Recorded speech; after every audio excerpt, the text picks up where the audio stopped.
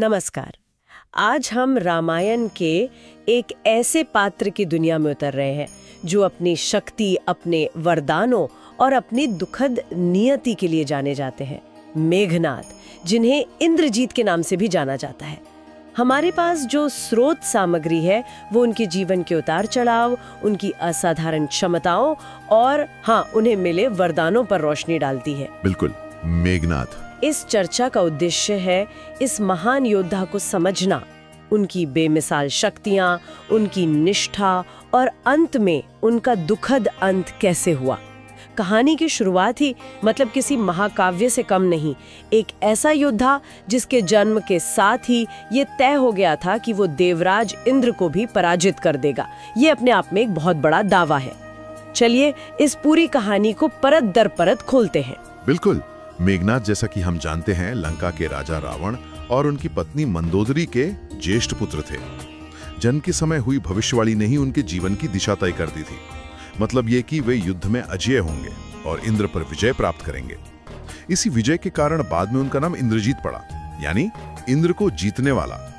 ये बात गौर करने लायक है कि कैसे उनका भाग्य जन्म से ही कितना असाधारण और चुनौतीपूर्ण निर्धारित कर दिया गया था। ये सिर्फ एक नाम नहीं बल्कि एक पहचान बन गया जिसने उनके जीवन को परिभाषित किया। तो जन्म से ही कंधों पर इतना बड़ा भार, एक तरह की नियति, ये वाकई सोचने वाली बात है। और जैसा कि स्रोत बताते हैं, इस नियति को पूरा करने के लिए उनका प्रशिक्षण भी असाधारण था। कहते हैं इंद्रजीत का प्रशिक्षण असुरों के गुरु महान शुक्राचार्य के मार्गदर्शन में हुआ। उन्होंने केवल युद्ध कला ही नहीं सीखी बल्कि देवताओं और असुरों के लगभग सभी ज्ञात अस्त्र शस्त्रों में प्रवीणता हासिल की। और ये सिर्फ पारंपरिक अस्त्रों तक सीमित नहीं था। उन्होंने रहस्यमयी युद्ध कलाओं, विशेष रूप से माया युद्ध यानी वो भ्रम पैदा करने की कला में महारत हासिल की। इसके अलावा काला जादू और शक्तिशाली दिव्य मंत्रों का ज्ञान भी प्राप्त किया। उनका ज्ञान और कौशल उन्हें कई देवताओं से भी कहीं ज्यादा शक्तिशाली बनाता था। ये केवल हथियार चलाने की कला नहीं थी बल्कि युद्ध का मनोविज्ञान, रणनीति और यहाँ तक कि वास्तविकता को मोड़ने की क्षमता थी। माया का प्रयोग उन्हें युद्ध भूमि में एक अदृश्य बढ़त देता था जिससे दुश्मन भ्रमित और कमजोर हो जाते थे। ये दिखाता है कि उनका प्रशिक्षण कितना व्यापक और गहरा था। और इसी प्रशिक्षण और शक्ति का परिणाम हमें उस घटना में दिखता है जिसने उन्हें इंद्रजीत नाम दिया। यहाँ कहानी बहुत ही नाटकीय मोड़ लेती है। स्रोत बताते हैं कि मेघनाद ने अपनी शक्ति के चरम पर देवताओं के राजा इंद्र की राजधानी अमरावती पर ही धावा बोल दिया। ये कोई साधारण हमला नहीं था, ये सीधे देवलोक के सिंहासन को चुनौती थी। देवताओं और मेघनाद की सेना के बीच भयंकर युद्ध छिड़ गया। निश्चित रूप से ये एक ऐतिहासिक टकराव था। लंबे और भीषण संघर्ष के बाद जो कई दिनों तक चला होगा, मेघनाद ने वो कर दिखाया जो लगभग असंभव माना जाता था। उन्होंने स्वर्ग के राजा देवराज इंद्र को पराजित कर दिया। हरा दिया इंद्र को। पराजित कर दिया। इतना ही नहीं, उन्होंने इंद्र को अपने विशेष नागपाश अस्त्र से बांध लिया और बंदी बनाकर लंका ले आए। कल्पना कीजिए उस दृश्य की। देवताओं का राजा एक असुर राजकुमार का बंदी। ये न केवल मेघनाद की व्यक्तिगत शक्ति का प्रदर्शन था बल्कि ये असुरों के बढ़ते प्रभाव और देवताओं के स्थापित वर्चस्व को सीधी चुनौती थी। इंद्र की ये दशा देखकर तो जैसे पूरे देवलोक में हड़कंप मच गया होगा। सभी देवता चिंतित और भयभीत हो उठे। बिल्कुल, स्थिति की गंभीरता को देखते हुए स्वयं सृष्टि के रचयिता ब्रह्मा जी को हस्तक्षेप करना पड़ा। उन्होंने रावण से अनुरोध किया कि वे इंद्र को मुक्त कर दें। रावण ने ब्रह्मा जी की बात मानी, लेकिन इस घटना ने मेघनाद को हमेशा के लिए अमर कर दिया। इसी विजय के उपलक्ष्य में उन्हें इंद्रजीत की उपाधि मिली। ये नाम उनके जीवन की सबसे बड़ी उपलब्धि का प्रतीक बन गया, एक ऐसी उपलब्धि जिसने देवताओं को भी चौंका दिया था। इस अभूतपूर्व वीरता, अनुशासन और युद्ध कौशल से ब्रह्मा जी इतने प्रभावित हुए कि उन्होंने मेघनाद को कई ऐसे वरदान दिए जिन्होंने उन्हें लगभग अजेय बना दिया। यहाँ सवाल उठता है कि एक असुर राजकुमार को जिसने देवताओं के राजा को हराया, ब्रह्मा जी से ऐसे वरदान क्यों मिले? शायद यह तपस्या और वीरता का सम्मान था, है ना? भले ही वो किसी भी पक्ष से हो। हाँ, लगता तो यही है। और इन वरदानों ने उनकी शक्ति को एक नए स्तर पर पहुंचा दिया। बिल्कुल, ये एक महत्वपूर्ण पहलू है। पहला और शायद सबसे प्रसिद्ध वरदान था अदृश्य होकर लड़ने की शक्ति। सोचिए, एक योद्धा जो आपको देख सकता है, आप पर प्रहार कर सकता है, लेकिन आप उसे देख भी नहीं सकते। उफ, ये तो युद्ध के मैदान में बहुत बड़ा फायदा हुआ। असाधारण सामरिक लाभ। इसने उन्हें सबसे खतरनाक योद्धाओं में से एक बना दिया, क्योंकि देवता भी उन पर सटीक निशाना नहीं साध सकते थे। अदृश्य होकर हमला करना दुश्मन के मनोबल को तोड़ने के लिए काफी था। अच्छा, और दूसरा वरदान? दूसरा, उन्हें कई अत्यंत शक्तिशाली दिव्यास्त्र प्राप्त हुए। इनमें स्वयं ब्रह्मा का ब्रह्मास्त्र, इंद्र से प्राप्त वासवी शक्ति। अब विडंबना देखिए, ये वही इंद्र थे जिन्हें उन्होंने हराया था। हाँ, और बाद में इसी अस्त्र का प्रयोग उन्होंने लक्ष्मण पर किया। सही कहा। फिर अग्निदेव का आग्नेयास्त्र और उनका अपना नागपाश अस्त्र शामिल थे। ये अस्त्र साधारण हथियार नहीं थे, ये विनाशकारी शक्तियां थीं जो पल भर में पूरी की पूरी सेनाओं का सफाया कर सकती थी। इन अस्त्रों का स्वामी होना ही अपने आप में बड़ी शक्ति थी। और तीसरा वरदान, वो मृत्यु वाला? हाँ, तीसरा वरदान उनके मृत्यु से जुड़ा था, जिसने उन्हें लगभग अमर बना दिया।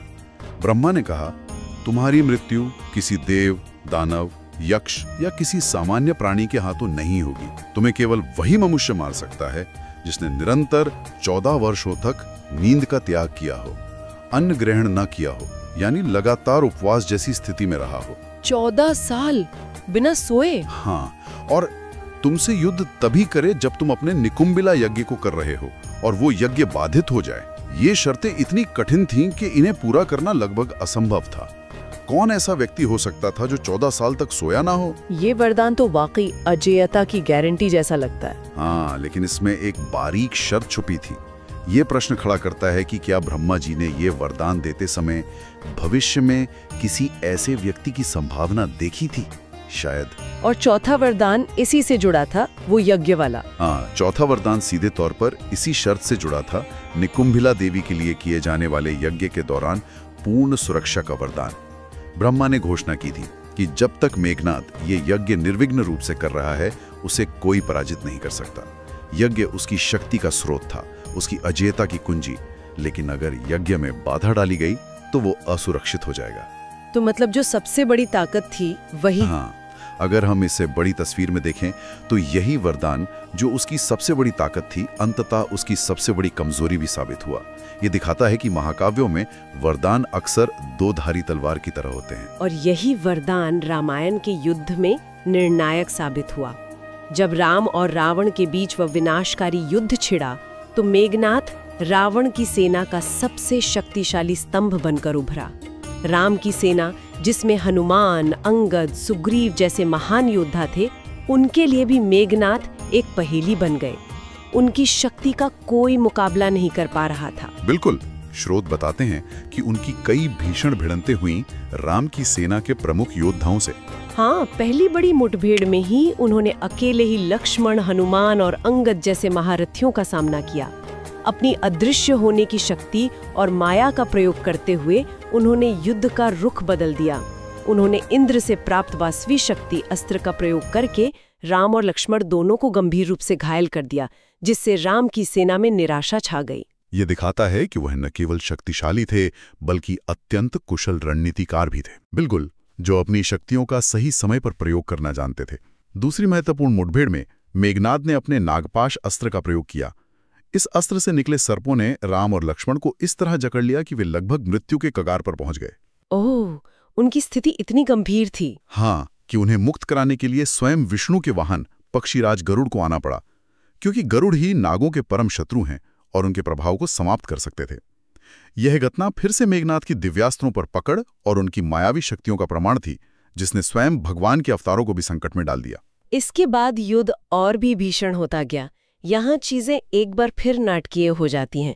जैसा कि स्रोत बताते हैं, जब मेघनाद ने देखा कि युद्ध लंका के प्रतिकूल जा रहा है, उसके भाई अतिकाय और अन्य वीर योद्धा मारे जा चुके हैं और रावण की सेना कमजोर पड़ रही है, तो उसने अपना अंतिम और सबसे शक्तिशाली दांव चलने का फैसला किया। हाँ, उसने स्वयं को पूरी तरह से अजय बनाने के लिए निकुंभिला देवी का वो गुप्त यज्ञ आरंभ किया, जिसे पूरा करने पर उसे कोई नहीं हरा सकता था।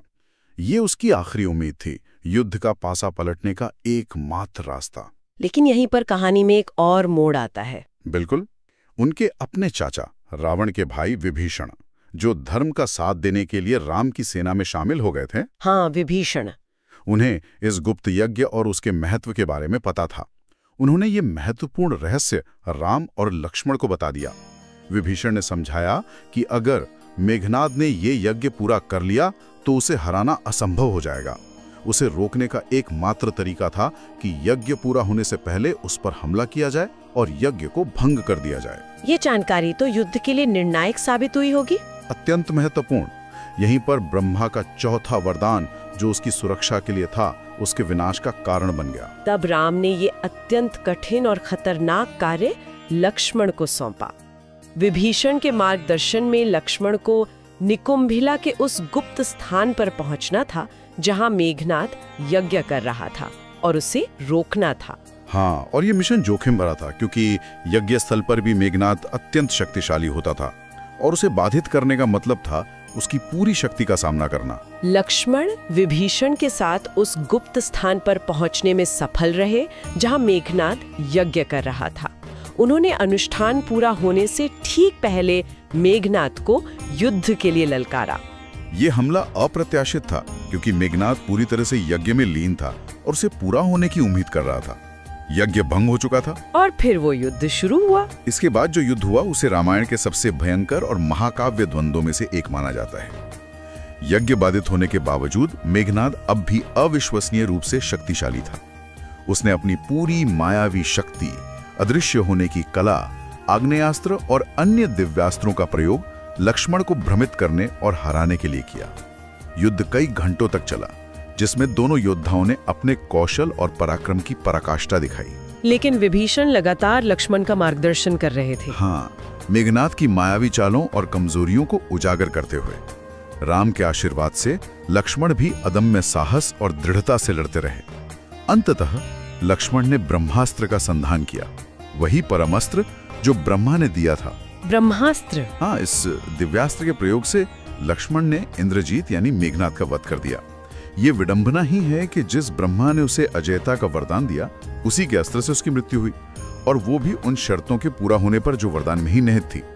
14 वर्ष वनवास में लक्ष्मण ने निद्रा और विलासिता का त्याग किया था और यज्ञ भंग होने पर ही युद्ध हुआ। स्रोत ये भी बताते हैं कि अपने अंतिम क्षणों में मेघनाद ने वीरता का परिचय दिया। उसने कहा, मैंने अपने पिता और अपनी मातृभूमि के लिए युद्ध किया, मैं एक योद्धा की तरह मर रहा हूँ। ये शब्द उसके चरित्र के एक महत्वपूर्ण पहलू, कर्तव्य और निष्ठा को दर्शाते हैं। यहाँ तक कि शत्रु पक्ष के नायक स्वयं श्री राम ने भी मेघनाद के पराक्रम की प्रशंसा की और उसे अब तक के सबसे महान योद्धाओं में से एक बताया। हाँ, शत्रु होने के बावजूद उसके शौर्य का ये सम्मान रामायण की खास बात है। तो मेघनाद केवल एक शक्तिशाली योद्धा नहीं था, उसकी कहानी हमें कर्तव्य के प्रति समर्पण, पिता के प्रति गहरी निष्ठा, भले ही पिता गलत मार्ग पर हो, कठोर अनुशासन और असाधारण बहादुरी के बारे में बहुत कुछ सिखाती है। इसका एक गहरा अर्थ ये भी है कि गुण और वीरता किसी कुल, वंश या पक्ष तक सीमित नहीं होते। बिल्कुल, रावण का पुत्र और असुर कुल का होने के बावजूद उसमें कई ऐसे गुण थे जिनकी प्रशंसा करनी पड़ती है। बिल्कुल सही। असुर कुल में जन्म लेने के बावजूद उसकी वीरता, उसका अनुशासन और अपने सिद्धांतों के प्रति उसकी निष्ठा लगभग दिव्य स्तर की थी, और यही बात उसे रामायण के सबसे जटिल और दिलचस्प पात्रों में से एक बनाती है। वो केवल खलनायक नहीं है। हाँ, वो सिर्फ बुरा नहीं था। नहीं, वो रामायण के सबसे सम्मानित लेकिन साथ ही सबसे दुखद नायकों में से एक माना जाता है। उसकी कहानी हमें यह याद दिलाती है कि महाकाव्यों के पात्र केवल काले और सफ़ेद नहीं होते, उनमें कई परतें होती हैं, कई ग्रे शेड्स होते हैं। उसकी निष्ठा सराहनीय थी, भले ही वो अंततः अधर्म के पक्ष में खड़ा था। ये हमें धर्म, कर्तव्य और व्यक्तिगत निष्ठा के बीच के द्वंद्व पर सोचने को मजबूर करता है। तो आज हमने मेघनाद उर्फ इंद्रजीत की कहानी के कई अहम पहलुओं को समझने की कोशिश की, उसके जन्म की भविष्यवाणी से लेकर शुक्राचार्य के अधीन उसके कड़े प्रशिक्षण तक, इंद्र पर उसकी ऐतिहासिक विजय और इंद्रजीत नाम पाने की कहानी, ब्रह्मा जी से मिले वे अद्भुत वरदान जिन्होंने उसे लगभग अजय बना दिया, अदृश्यता, दिव्यास्त्र, मृत्यु की अनोखी शर्तें और निकुंभिला यज्ञ से मिली सुरक्षा। हमने रामायण युद्ध में उसकी विनाशकारी भूमिका और अंततः लक्ष्मण के हाथों उसकी वीर गति को भी समझा, जो उसके अपने ही वरदान की शर्तों के कारण संभव हो सकी। और अंत में श्रोताओं के लिए विचार करने हेतु एक बिंदु, मेघनाद जैसा पात्र जो रावण जैसे पिता के प्रति अपने पुत्र धर्म और कर्तव्य से अटूट रूप से बंधा था, लेकिन जिसमें वीरता, अनुशासन और निष्ठा जैसे प्रशंसनीय गुण भी कूट-कूट कर भरे थे। वो महाकाव्यों में अच्छाई बनाम बुराई की स्थापित और सरल धारणाओं को किस तरह चुनौती देता है। और एक और विचार, उसका अपनी शक्तियों के लिए बाहरी स्रोतों, खासकर वरदानों और निकुंभिला यज्ञ पर इतना निर्भर हो जाना, उसकी अपनी सहज शक्ति और प्रशिक्षण की तुलना में हमें शक्ति के वास्तविक स्वरूप के बारे में क्या सोचने पर मजबूर करता है। क्या कभी-कभी प्राप्त शक्तियां हमारे आंतरिक गुणों